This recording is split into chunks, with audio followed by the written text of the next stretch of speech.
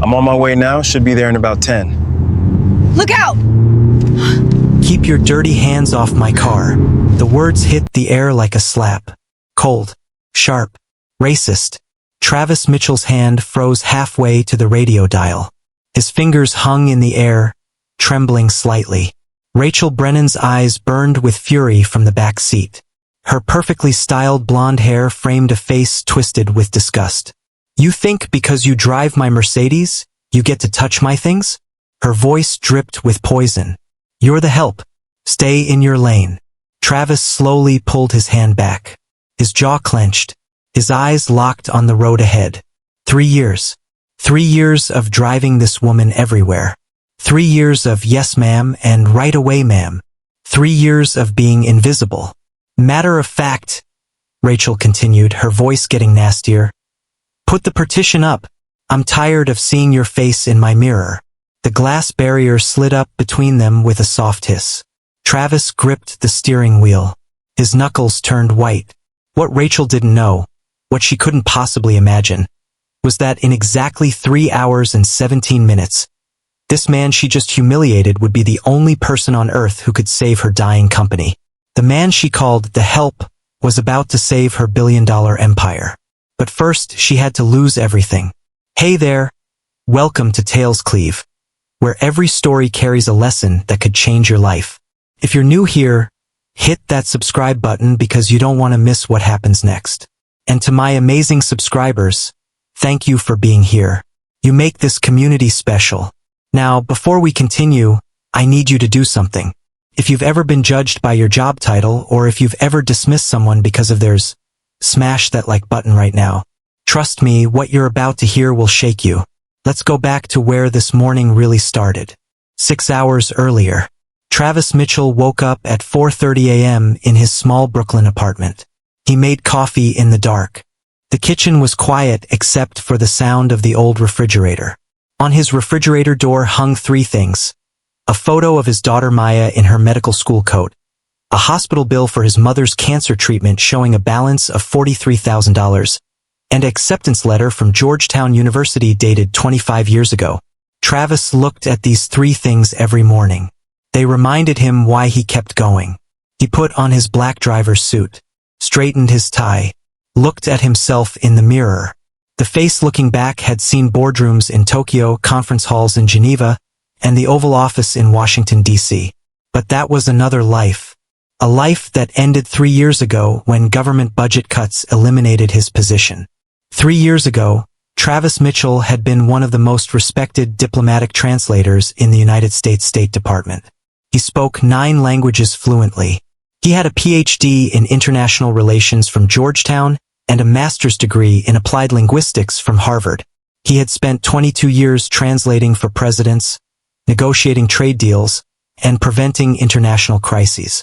Then one day, a spreadsheet decided he was too expensive to keep. His mother got cancer 2 weeks later. The medical bills came fast. Maya's medical school tuition was due. He had 2 weeks to find income. Any income. So Travis Mitchell, who once negotiated billion-dollar trade agreements between nations, became a driver. He applied to Brennan Global's driver position on a Monday. Started work on Wednesday. Rachel Brennan never asked about his background. Never asked about his education. Never asked about anything. She saw a black man in a driver's uniform and that's all she needed to know. For 3 years, Travis drove her to meetings, to coffee shops, to her mansion in the Hamptons.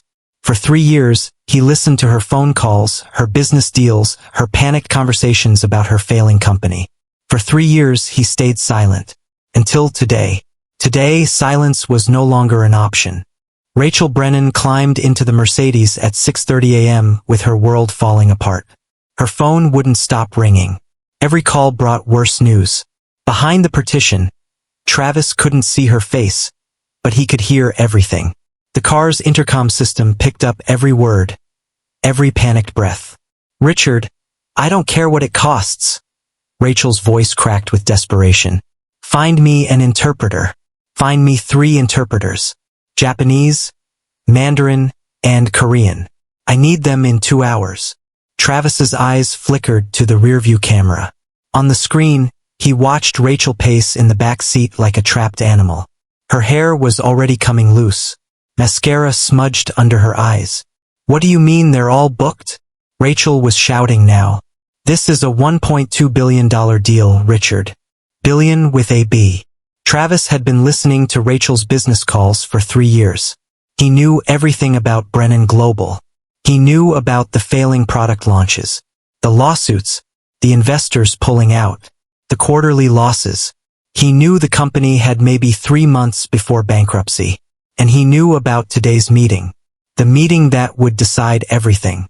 The Tanaka Park Holdings merger. A massive Japanese-Korean investment group willing to buy 50% of Brennan Global for $1.2 billion. Enough money to save the company, save 200 jobs, and restore Rachel's empire. But the meeting required perfect cultural navigation, perfect translation, perfect understanding of both Japanese and Korean business customs. One mistake could kill the deal. Try the university. Rachel screamed into her phone. Try the embassy. Try anyone who speaks Japanese. Another call. Another dead end. No, we cannot postpone, Rachel hissed. Mr. Tanaka and Mr. Park land in 90 minutes. If we postpone, they'll walk away permanently. 3 years of negotiations down the drain. Travis watched her in the camera. Her hands were shaking as she dialed another number. That's when his phone buzzed in his pocket.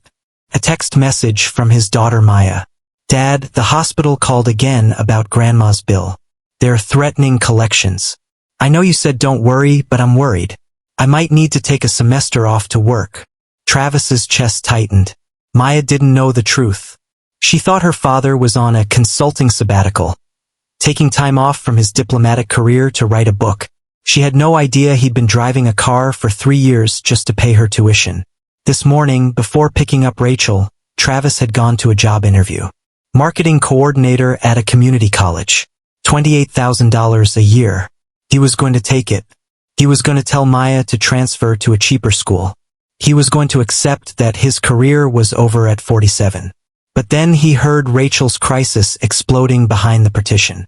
And Travis Mitchell made a choice. He lowered the glass partition. Excuse me, Ms. Brennan. Rachel's head whipped around so fast her phone nearly flew from her hand. What? She snarled. I told you to keep that partition up. Travis kept his voice calm and professional. Ms. Brennan, what languages do you need for your meeting? The question hung in the air like smoke. Rachel stared at him like he'd spoken in tongues. What did you just say? Your interpreter crisis, Travis continued quietly. What languages do you need? Rachel's mouth opened, then closed. Her brain couldn't process what was happening. Why was her driver asking about her business meeting? That's none of your concern, she stammered. Japanese and Mandarin, Travis said. It wasn't a question. And Korean. You need someone who can navigate both Japanese and Korean business protocols without offending either party. Rachel's breathing had stopped. How do you? You also need someone who understands the cultural history between Japan and Korea, Travis continued. Someone who knows that Mr. Tanaka's company was founded in 1952 during post-war reconstruction, which means he values long-term partnerships over quick profits. And someone who knows that Mr. Park's father lost everything in the 1997 Asian financial crisis, which makes him hypersensitive to contract language about risk sharing. The car fell completely silent except for the hum of the engine. Rachel's phone slipped from her hand onto the leather seat. Who? Her voice was barely a whisper. Who are you? Travis met her eyes in the rearview mirror. For 3 years he'd kept his eyes down. Respectful. Subservient. Invisible. Not anymore. Ms. Brennan, he said calmly. I speak 9 languages fluently. Japanese, Mandarin, Korean, Hindi, Arabic, Portuguese, French, German, and Spanish. I have a PhD in international relations from Georgetown and a master's in applied linguistics from Harvard. I spent 22 years as a senior diplomatic translator for the United States State Department. Each word hit Rachel like a physical blow. I specialized in high-stakes multinational negotiations, Travis continued. G7 summits. trade agreements, crisis mediation. I've translated for 3 American presidents. I helped draft the intellectual property frameworks that your company still uses today. I negotiated the 2019 Tokyo Trade Protocols that govern U.S.-Japanese business relations. Rachel couldn't breathe. The car seemed to be spinning. In 2022, budget cuts eliminated my position. I needed work immediately. My mother had cancer. My daughter was starting medical school. I applied for over 300 positions in my field. Travis's voice remained steady. No bitternis. Just facts. I was overqualified for most jobs. Too old for others. Too specialized for the rest. Your company needed a driver. I needed a paycheck. He paused, letting it sink in. For 3 years, Ms. Brennan, I've been listening to your business calls. I know every deal, every crisis, every desperate midnight conversation about saving your company. I know Brennan Global has 3 months before bankruptcy. I know 200 jobs hang in the balance. Rachel's face had gone completely white. So I'll ask you again, Travis said quietly. Would you like me to help save your company? Before Rachel could answer, her phone rang. The caller ID made her stomach drop into her feet. Tanaka Park Holdings. They were calling early. That was never good. Rachel stared at the phone like it might explode. Her hands were shaking too hard to pick it up. I can't answer that without an interpreter, she whispered. Travis extended his hand through the partition opening. May I? Rachel looked at his hand. The hand she'd called dirty 30 minutes ago. The hand she'd told to stay away from her things. Her pride warred with her desperation. The phone kept ringing. Rachel handed it over. Travis answered in flawless Japanese. Moshi moshi, Tanaka-san. Kochira wa Brennan Global de gozaimasu. The voice on the other end responded in rapid Japanese. Fast. Angry. Travis listened intently, his face serious. Then he responded, his tone shifting to something Rachel had never heard before. Confident. Cultured. Authoritative.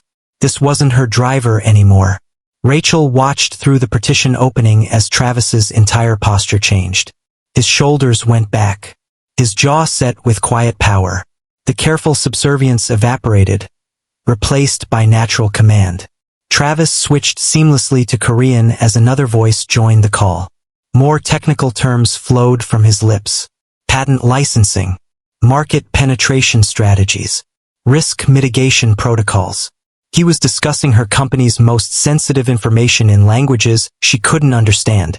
Rachel felt completely powerless. For the first time in her life, she had zero control. After 5 minutes of rapid conversation in 2 languages, Travis covered the phone. Ms. Brennan, we have a serious problem. Rachel's heart stopped. They're insulted, Travis explained. Your legal team sent preliminary contracts last week using overly aggressive language. In Japanese business culture, this reads as you seeing them as subordinates rather than partners. Mr. Tanaka is considering walking away. Oh my God, Rachel whispered. What do we do? Let me handle it. Travis returned to the phone call. He spoke in apologetic, respectful Japanese. He used phrases that seemed to have an immediate calming effect. The angry tone on the other end softened. Then Travis did something remarkable. He told them that Rachel had been personally studying Japanese business customs for months to show proper respect for their family legacy. That she understood the importance of long-term partnerships that honor previous generations while building for future ones. It was a complete lie, but it worked. Rachel watched in amazement as the conversation transformed. The tension dissolved. What had been a disaster 30 seconds ago was now warm and cordial. Finally, Travis switched to English to address a technical question, then back to Japanese, then to Korean, then back to English. He moved between languages like water flowing downhill. Natural. Effortless. 20 minutes later, he handed the phone back to Rachel. They're looking forward to meeting you in person. The merger discussion is back on track. Rachel took the phone with trembling hands. She stared at it, then at Travis. Who are you? She whispered. Travis pulled the Mercedes into Brennan Global's parking garage. The familiar concrete walls had never felt so different. I'm someone who needed work 3 years ago, he said quietly, and someone who still believes in second chances. He parked in Rachel's reserved spot and turned off the engine. In the sudden silence, Rachel could hear her own heartbeat pounding in her ears. Travis, she said his name for the first time in 3 years. I need to know everything. He met her eyes in the mirror. For a moment, the partition between them felt like more than just glass. It felt like everything that had been broken between them for 3 years. PhD in International Relations from Georgetown. Master's in Applied Linguistics from Harvard. 22 years as a senior diplomatic translator for the State Department. Each credential hit Rachel like a hammer. I specialized in high-stakes multinational negotiations. G7 summits in France and Italy. Trade agreements in Singapore and Geneva. Crisis mediation in the Middle East. I was part of the team that prevented the 2018 US-China trade war from collapsing. Travis's voice carried no bitterness, just quiet facts. I worked directly with 3 presidents. 2 Democrats, 1 Republican. I briefed cabinet members. I helped shape international policy that affects millions of people. Rachel felt sick. Then why? She started, but couldn't finish. Budget Reconciliation Act 2022, Travis said. Foreign Service downsizing. 20% staff reduction across all departments. Last hired, first fired, regardless of experience. His jaw tightened almost imperceptibly. I had 2 weeks to find income. My mother's oncology bills were due immediately. My daughter Maya had just gotten accepted to Johns Hopkins Medical School. Her deposit couldn't wait. Pride doesn't pay for chemotherapy. The words hung in the air. I applied everywhere. Consulting firms said I was overqualified. Corporations said I was too specialized. Universities said I was too expensive. Think tanks weren't hiring. Travis finally looked directly at Rachel. Your company needed a driver. I needed a paycheck. It was supposed to be temporary. Just until I found something in my field. 3 years, Rachel whispered. 3 years, he confirmed. Outside the car, Rachel's world was collapsing. Inside, she was learning about a man who'd held his world together with quiet dignity while she tore him down every single day. Travis, why didn't you ever say anything? Why didn't you fight back? He smiled sadly. Ms. Brennan, I've negotiated with dictators and diplomats. But I've never met anyone more dangerous than a person who's already decided what you're worth. The words cut straight through her. The elevator climbed toward the executive floor. Rachel and Travis stood in tense silence. Rachel's phone wouldn't stop buzzing. Text after text from her assistant. Tanaka and Park are in conference room A. They brought their entire legal team. They look serious. Where are you?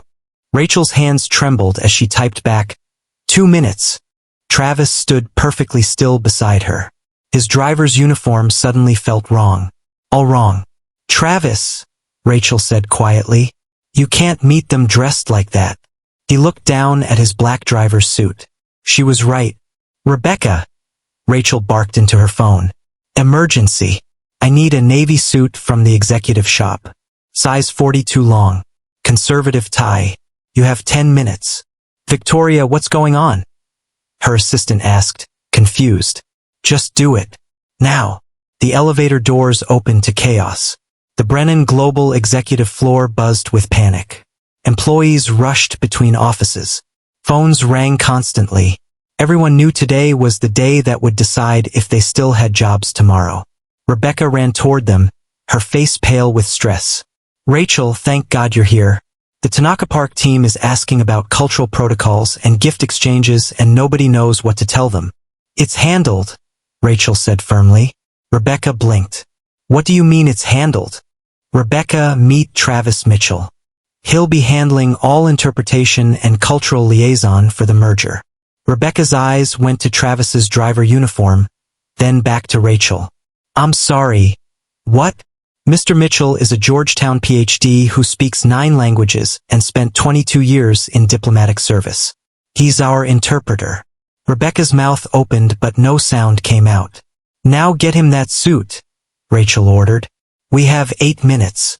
As Rebecca hurried away, still confused, Rachel turned to Travis. "Are you ready for this?" Travis straightened his shoulders. "Ms. Brennan, I've mediated disputes between nations. I can handle a business meeting." But they both knew this was different. This wasn't just about saving a company.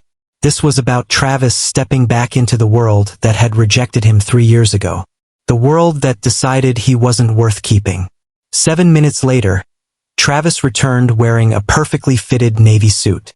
The transformation was complete. Gone was any trace of the invisible driver. The man standing before Rachel commanded respect just by existing. His natural dignity, hidden for 3 years under a uniform, now radiated from every part of him. "Better?" he asked. Rachel couldn't speak. She just nodded. "Conference room A," she finally managed. "Let's do this." They walked down the hall together. For the first time in 3 years, they walked side by side. Equals. But then Rachel's VP of Operations, Marcus Brennan, her cousin, stepped out of his office. He saw them coming and his face twisted with confusion. "Rachel, what the hell is going on? Why is your driver walking around in a suit?" Other executives emerged from their offices, all of them staring. This was the moment Rachel had been dreading. "Emergency board meeting," she announced loudly. "Conference room B. Right now. Everyone." 12 senior executives filled conference room B. All of them looked tense and confused. Rachel stood at the head of the table with Travis beside her. "I want you all to meet Travis Mitchell," Rachel began. "He'll be our lead interpreter for the Tanaka Park merger." Silence. Then Marcus Brennan, her VP of Operations, leaned forward. "Rachel, where's the professional interpretation service we hired?" "Unavailable. Mr. Mitchell will handle all translation." Marcus looked at Travis, then back at Rachel. "Rachel, forgive me, but isn't he your driver?" The question hung in the air like poison. "He was operations staff," Rachel said carefully. "Operations staff," Marcus repeated slowly. His tone made it clear he didn't believe her. Chief Financial Officer David Hayes spoke up. "Rachel, this is a $1.2 billion merger. We need verified professionals. Not someone from wherever you found him." Several executives nodded in agreement. Travis sat quietly, his face completely neutral. "Mr. Mitchell handled this morning's crisis call with Tanaka and Park," Rachel said. "He completely turned around a situation that was about to kill the deal." "That's not the point," Marcus interrupted. His voice had an edge now. "This is about credibility, appearances. The Japanese expect a certain level of professionalism." Marketing Director Susan Cole nodded. "Marcus is right. We can't show up with someone who doesn't look the part." "Look the part." Rachel's voice dropped dangerously low. "What does that mean, Susan?" Susan shifted uncomfortably. "You know what I mean. Someone they'll take seriously." The temperature in the room dropped 20 degrees. "Are you questioning his qualifications?" Rachel asked coldly. "I'm questioning his suitability," Marcus said bluntly. "Rachel, we can't risk everything on someone we don't know." That's when Travis spoke. His voice was calm, professional, but it cut through the room like a blade. "Mr. Brennan, what specific concerns do you have about Japanese business protocols?" Marcus straightened, surprised. "Excuse me? You mentioned professionalism and cultural expectations. What specifically are you worried about?" Marcus cleared his throat uncomfortably. "Well, cultural nuances, business etiquette, gift exchanges, bowing, seating arrangements, that sort of thing." Travis nodded slowly. "You're referring to Ajirai protocols, correct? The proper bow angles for executives based on company hierarchy and founding dates rather than current revenue." Dead silence. The Tanaka family business was established in 1952 during post-war reconstruction. Travis continued calmly. "Which means Mr. Tanaka will expect gifts that acknowledge his family's contribution to Japan's economic recovery, not expensive items which would suggest we're trying to buy influence. That would be deeply insulting." Marcus's mouth had fallen open. Park Holdings follows Korean business traditions influenced by both Confucian hierarchy and modern Western directness, Travis said. Mr. Park will interpret elaborate gift ceremonies as time-wasting. He prefers efficiency.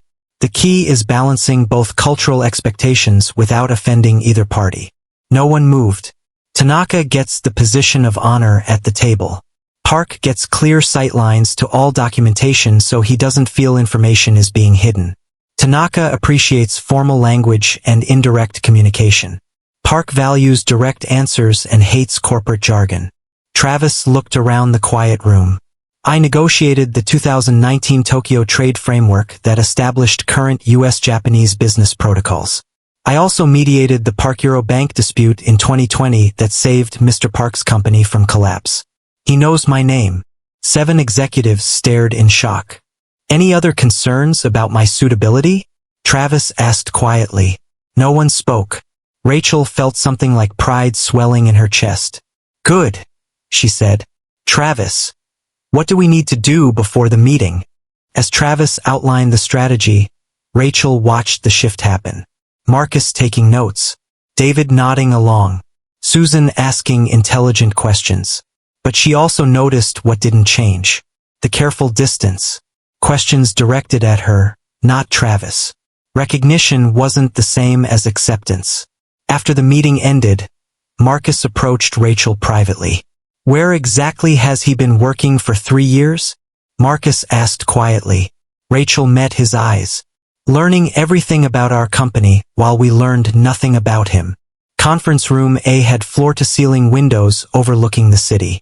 But all eyes focused on the polished table where $1.2 billion hung in the balance. Mr. Hiroshi Tanaka, 73 years old, sat with the quiet dignity of old Japanese business aristocracy. Everything about him suggested tradition, honor, and extremely high expectations. Mr. James Park, 56, sharp-eyed and direct, checked his tablet with military precision. He radiated impatience and intelligence. Their legal teams flanked them. 12 people total, all watching Rachel's every move. Rachel entered with Travis at her side. Travis approached Mr. Tanaka first. He bowed with perfect depth and duration. Then he spoke in formal Japanese, his voice carrying respectful authority. Tanaka's eyes widened with surprise and pleasure. He responded warmly, gesturing for everyone to sit. What did you say? Rachel whispered as they took their seats. That Brennan Global is honored by his presence and grateful for the wisdom his family's business legacy brings to this partnership. The meeting began. For the first hour, everything went smoothly. Travis seamlessly translated technical specifications between 3 languages. He managed cultural nuances that could derail everything. Then the first crisis hit. Mr. Park suddenly stopped mid-sentence. His face darkened. He spoke rapidly in Korean to his assistant, then turned to the room. I apologize, but we've discovered a serious problem. Rachel's blood went cold. Our Seoul office just informed me that Brennan Global's data security protocols are insufficient for our standards. Park's voice was ice. We cannot proceed with a company that has such loose security measures. The room went dead silent. This is exactly why our last partnership failed, Park continued. Inadequate security led to intellectual property theft. We cannot make that mistake again. Rachel felt the deal slipping away. All the work, all the hope, dying in front of her eyes. But Travis leaned forward calmly. Mr. Park, may I ask what specific security concerns your Seoul office identified? Park's assistant whispered in his ear. Park nodded curtly. Unauthorized access attempts to algorithmic frameworks. Potential competitor infiltration detected yesterday. He closed his folder with finality. The universal gesture of this meeting is over. This is exactly the kind of negligence we cannot tolerate. Travis switched to fluent Korean, speaking directly to Park's assistant. The young man's eyes widened. He responded rapidly in Korean, his tone urgent. Travis nodded, then addressed the room in English.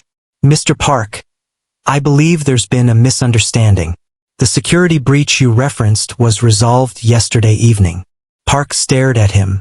Brennan Global's sole security team detected the intrusion attempt within 30 minutes and implemented immediate countermeasures, Travis explained. The attempt was unsuccessful. We've identified the competitor responsible and have filed legal action. Travis pulled out his phone. I personally coordinated the response with your regional director, Mr. Kim Junho. With your permission, I can conference him now to confirm. Park looked stunned. You coordinated our security response? Your director reached out to our Seoul office in Korean. Our team doesn't have fluent Korean speakers on night shift. I handled the communication. Travis met Park's eyes calmly. Brennan Global security protocols are actually more robust than your team initially realized. The fact that we detected and stopped the intrusion within 30 minutes demonstrates system strength, not weakness. You speak Korean, Park said slowly. It wasn't a question. Fluently, along with 8 other languages. The conference call with Seoul lasted 15 minutes. Travis mediated in Korean and English, walking everyone through the security timeline. Mr. Kim confirmed that Brennan's protective measures had exceeded Park Holdings' own standards. When the call ended, Park looked at Travis with new respect. Mr. Mitchell, your response time was impressive, but Mr. Tanaka raised another concern. He spoke quietly in Japanese, his tone grave. Travis listened intently, then translated for the room. Mr. Tanaka is asking about long-term cultural compatibility. He wants to know if Brennan Global truly understands the commitment required for a 50-year partnership. This was the deeper issue Travis had warned Rachel about. Travis responded in formal Japanese. He spoke for several minutes, his tone respectful and thoughtful. Tanaka's expression gradually softened. He asked a question in Japanese. Travis smiled and told a story that made Tanaka laugh softly. What just happened? Rachel whispered. I told him about my father's service in post-war reconstruction, Travis said quietly. How American and Japanese engineers worked together to rebuild both nations.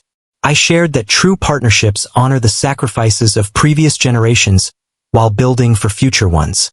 Tanaka nodded and spoke again in Japanese. He says his father would have respected that sentiment, Travis translated, and that Brennan Global clearly understands the meaning of honor. 3 hours later, the impossible became reality. Brennan Global and Tanaka Park Holdings hereby agree to a partnership, Mr. Tanaka announced formally. Implementation begins immediately.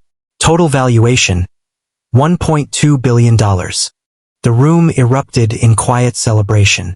But then something unprecedented happened. Mr. Tanaka stood slowly. He addressed the room in careful English. Before we celebrate, I must acknowledge someone. Every eye turned to follow his gaze. To Travis. This merger succeeded not because of favorable terms or financial projections, Tanaka said, but because of Mr. Mitchell's exceptional diplomatic skill and cultural intelligence. The room fell completely silent. In 40 years of international business across 23 countries, I have never encountered such expertise. Tanaka bowed formally to Travis. You honor both our traditions and your own profession. Travis stood and returned the bow with perfect depth and duration. Mr. Park rose next. Mr. Mitchell, we've engaged interpretation services across 6 continents. You are the finest cultural liaison we have ever encountered. He approached Travis with his business card, presenting it with both hands. We would be honored if you would consider consulting for our Seoul operations. Travis accepted the card with proper ceremony. The honor would be mine, Mr. Park. The celebration continued, but the most meaningful moment came when Mr. Tanaka approached Travis carrying a small silk-wrapped package. His movements were ceremonial, reverent. He spoke in Japanese as he presented it. Travis received the package with both hands, unwrapping it with careful attention to the silk cloth itself. Inside lay an antique business card case, clearly a family heirloom of significant age and beauty. This belonged to my father, who rebuilt our company after the war, Tanaka said quietly, his voice thick with emotion. He believed respect transcends nationality, language, and circumstance. He would have wanted you to have this. Travis's hands trembled slightly as he held the precious gift. He bowed deeply, holding the case against his heart. Tanaka-san, I am profoundly honored. The entire room watched in respectful silence. Rachel felt tears threatening. In 30 years of business, she had never seen such genuine respect between professionals from different worlds. When the Tanaka Park delegation finally left, the Brennan Global boardroom buzzed with electric energy. Rachel called everyone to attention. Before we celebrate, I have an announcement. She produced an official document from her briefcase. Effective immediately, Travis Mitchell is promoted to Executive Vice President of Global Relations. Annual salary, $280,000, plus comprehensive equity package. The room erupted in applause. Additionally, Mr. Mitchell will oversee our new International Cultural Intelligence Division. Annual budget, $8 million. Staff of 20 specialists worldwide. Travis's breath caught. Most importantly, Rachel continued, her voice growing thick, Mr. Mitchell's equity package makes him the third largest individual shareholder in Brennan Global. She handed him a leather portfolio. You're not just an employee anymore, Travis. You're an owner of this company. Travis opened the portfolio with trembling hands, staring at documents that represented more financial security than he'd ever imagined. Ms. Brennan, I don't know what to say. Say you'll help me build a company that sees people, Rachel replied. Say you'll help me become the leader I should have been all along. Travis nodded, unable to speak. The celebration continued for hours. But the most meaningful moment came when Travis stepped into Rachel's private office to make a personal call. Rachel watched through the glass wall as he dialed his daughter. She saw him crying and laughing simultaneously. When he returned, his eyes were bright with pure joy. How does it feel? Rachel asked quietly. Travis looked around at his new colleagues, then at the city lights beginning to sparkle outside. Like I remember who I really am, he said softly. Like I'm finally home. 6 months later, Travis's corner office on the 32nd floor hummed with international activity.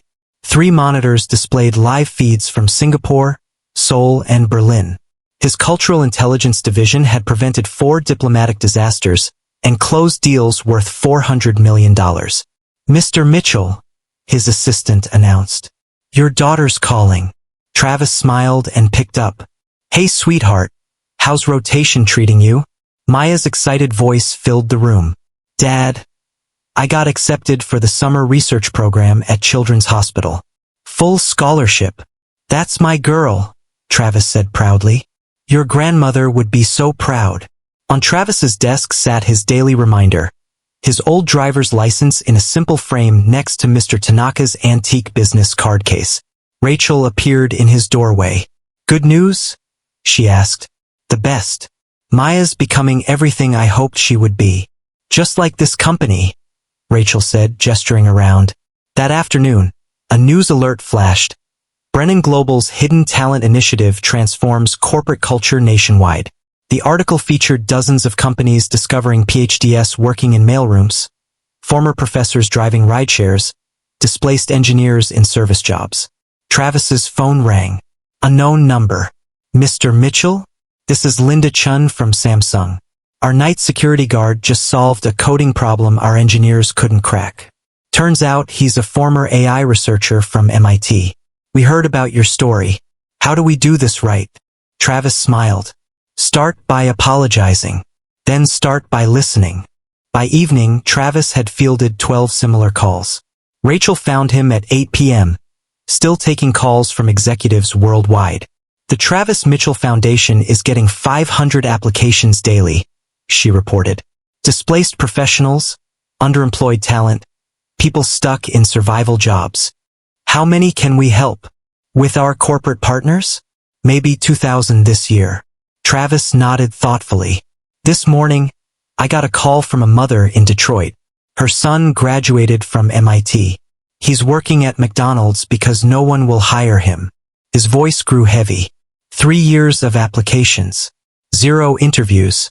She was crying, Rachel. She asked if there was hope for her boy. Rachel felt her throat tighten. What did you tell her? I told her to send me his resume. Marca starts in our Berlin office next month. One person at a time, Rachel said softly. One person at a time, Travis agreed. Travis turned to face the camera crew that had been documenting their story. Right now, someone is serving your coffee who speaks 4 languages. Someone cleaning your office has an engineering degree. Someone driving your rideshare used to run international negotiations. His voice carried quiet authority. Tomorrow morning, when you interact with service workers, ask yourself, what talents am I not seeing? What potential am I dismissing? What story am I missing? Travis stepped closer to the camera. Here's what I want you to do. Find one person this week whose job title doesn't match their potential. Really talk to them. Ask about their background, their dreams, their skills. Then do something about it. Make an introduction. Write a recommendation. Share their story. Small actions create big changes. Rachel joined him. We started the Travis Mitchell Foundation to connect displaced talent with companies that need them. But the real change happens when you decide to see people differently. When you choose to look past uniforms and job titles to the human being underneath. Travis's voice grew stronger. Because talent doesn't wear designer suits. Brilliance doesn't need corner offices. Worth isn't measured by paychecks. It's revealed by character. He paused, letting the words settle. If this story touched you, do 3 things right now. First, hit that subscribe button. You're joining a community that believes everyone deserves to be seen for who they really are. Second, share this video. Tag someone who needs to hear it. Maybe it's someone who's been overlooked. Maybe it's someone who's doing the overlooking. Third, comment below. Tell us about a time you discovered hidden talent. Or when you were the hidden talent that got dismissed. Rachel stepped forward. Let's build a world where everyone gets recognized for their true worth. Because somewhere out there, someone brilliant is being treated as invisible. Someone extraordinary is being called ordinary. Someone who could change everything is being told they're nothing. Travis looked directly into the camera with quiet intensity. That person might be serving your coffee tomorrow morning. That person might be driving your car. That person might be cleaning your office right now. The question is, will you see them? Or will you wait 3 years like Rachel did, until crisis forces you to recognize what was right in front of you all along? He let the silence hang. Don't wait for a crisis. See people now. Respect people now. Recognize talent now. Because the person you dismiss today might be the person who saves you tomorrow. Rachel's voice was soft but firm. We all have blind spots. We all make assumptions.